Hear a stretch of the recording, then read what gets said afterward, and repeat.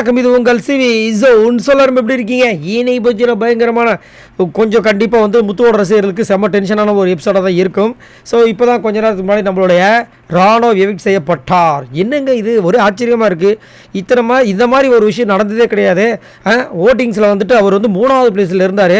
இவ்வளவு வாரமும் 3வது பிளேஸில் இருக்கும்போது சேஃபாக இருந்தவர் இந்த வாரம் மட்டும் 3வது பிளேஸில் இருக்கும்போது எப்படி வெளியே போனார் அப்படின்றது ஒரு பக்கம் இருந்தாலும், ஒரு சில பேர் வந்து இந்த ஓட்டிங்கே சரியில்லைங்க, இது அப்படி தாங்க இப்படி தாங்கன்னுவாங்க. ஏன் அப்படி பார்த்தீங்கன்னா, தனக்கு பிடித்த ஆட்கள் திடீர்னு வெளியே போகும்போது அது அப்படி தான் பண்ணுவாங்க. அது வந்து மாற்றுக்கிறதே கிடையாது. இது இப்போ மட்டும் இல்லை, சீசன் 4 வந்து சனம் மிடில் இருக்கும்போது அவங்க வெயிட் ஆகும்போது அதை தான் சொன்னாங்க.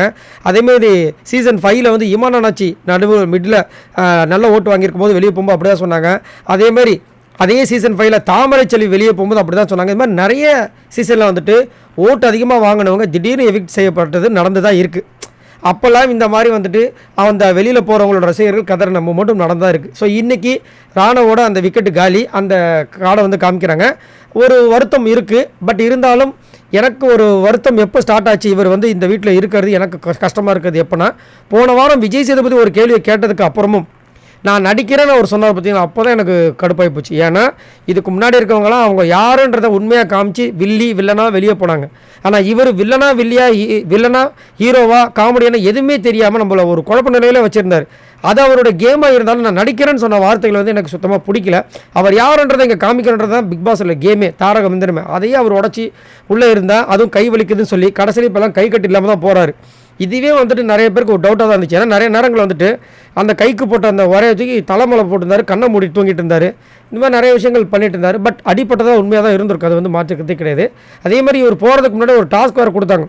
நீங்கள் சொல்லுங்கள், இந்த மாதிரி வந்துட்டு அவர் போகிறாரு, அது போகிறதுக்கு முன்னாடி வந்துட்டு யார் போகக்கூடாதுன்னு நினைக்கிறீங்க அப்படின்போது சௌந்தர்யா பவித்ரா சொன்னாங்க, பவித்ரா ஜாக்லினா சொன்னாங்க, மஞ்சரி வந்துட்டு நான் தான் இருக்கணும்னு சொன்னாங்க. அப்போ கூட முத்துவை கேட்கும்போது முத்து வந்து மஞ்சரி இருக்கணும்னு தான் சொன்னாங்க. ஆனால் முத்துவை பற்றி இன்றைக்கி மஞ்சரி போட்டு கிழிச்சிட்டாங்க.